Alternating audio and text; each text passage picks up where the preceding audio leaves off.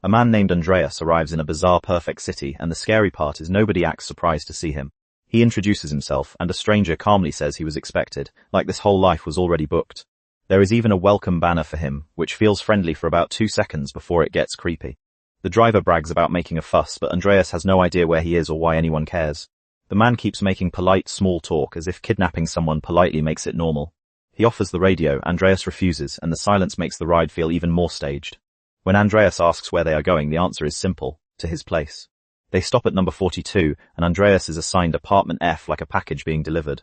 He gets keys, an address for work, and zero explanation for how any of this was decided.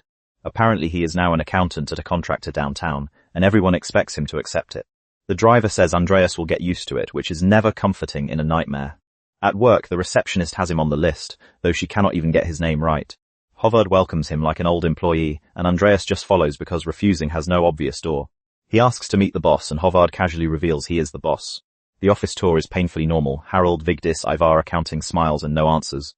They give him a nice office so fast it feels less like a job and more like a cage with furniture. Hovard even hands him cash until he gets a bank account, so the trap comes with spending money.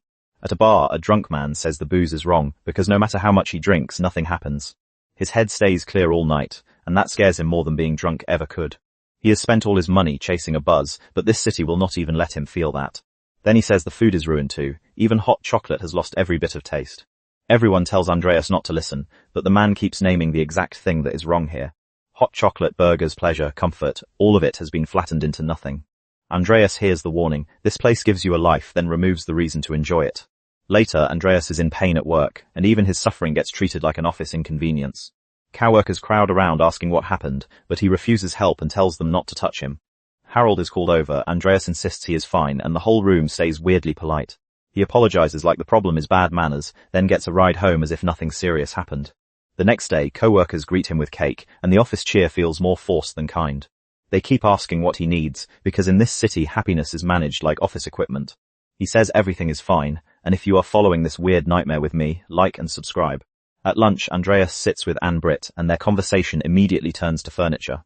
They debate which chair is comfortable, stylish, too casual, or impossible to place in a corner. This passes for chemistry here, two people politely agreeing about minimalism and space. Ann-Britt invites him to dinner, and Andreas accepts because connection is the one thing missing. At dinner, the guests make bland small talk, and everyone reacts to everything as merely interesting. Ann-Britt sells kitchen interiors and studies interior design, which is apparently the town's main religion. Andreas asks her to a concert. She says that would be nice, and no one appears to feel a spark. He walks her home, she mentions redecorating, then quietly invites him inside.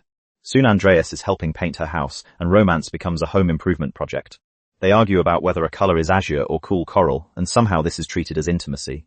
Ann-Britt says the bathroom is the most important room, and Andreas repeats it like a man slowly disappearing. She calls from another room, upset about the living room's white color, not about his vacant stare. One night, Andreas tries to describe a strange dream with a moose and a corner shop man. Ann-Britt shuts him down immediately, because dreams, fear, and imagination are not welcome here. Instead, she wants to knock down a wall, add a bathtub, and maybe bring in rattan furniture. At work, Andreas looks for tea, and Ingeborg says she is a coffee person, which somehow feels more alive. He asks Ingeborg to the movies, then nervously says it does not have to be the movies. Andreas calls Ann-Britt and lies, saying he has errands in town and will be home late. After the date, Ingeborg says the film was not great, but the night was still nice. She asks if he feels bad living with someone else, and Andreas says nothing is wrong unless she minds.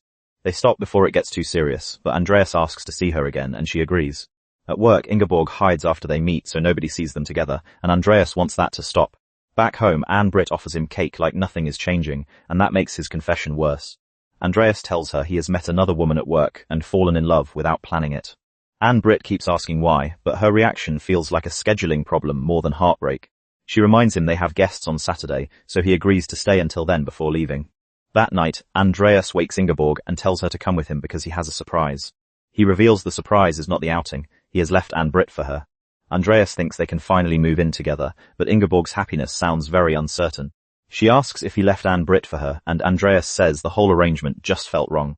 Then Ingeborg admits she did not know they had a serious relationship at all. Andreas asks if there is someone else, and she casually lists Lars Berger, Tom and Jens. He knows he cannot judge her, because he was also with someone else when they started. She says the other men are not important, just nice, and Andreas asks if she would drop them for him. He wants a real choice, but she answers every life decision like she is choosing a couch. When he asks who she prefers, Ingeborg says everyone is nice, which is the cruelest answer possible. Her real desire is not Andreas. It is a bigger apartment with 3 rooms and a bathtub. Later, Andreas hears something strange and starts searching, because the perfect city finally has a crack. Life keeps trying to drag him back into normal plans like go-karting on Saturday.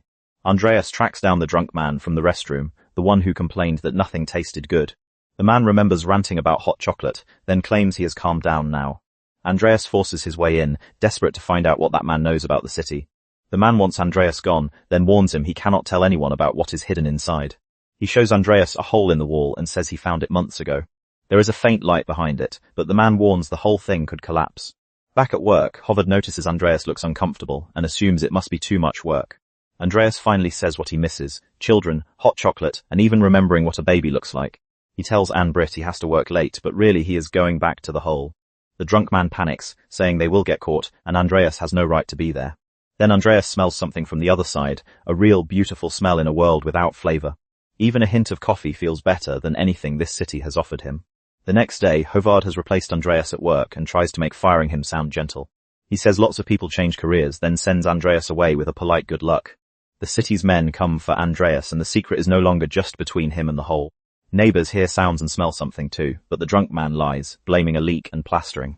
Everyone wants to join in once they smell it, because one real sensation is enough to break the spell. When authorities arrive, the drunk man betrays Andreas and says expanding the hole was not his idea. The system lets the other man go, which makes it clear Andreas is the real problem now. They tell Andreas most people are happy here, because the city only cares about the majority staying numb. The officials are proud of that happiness, even if it means cutting off anyone who wants more.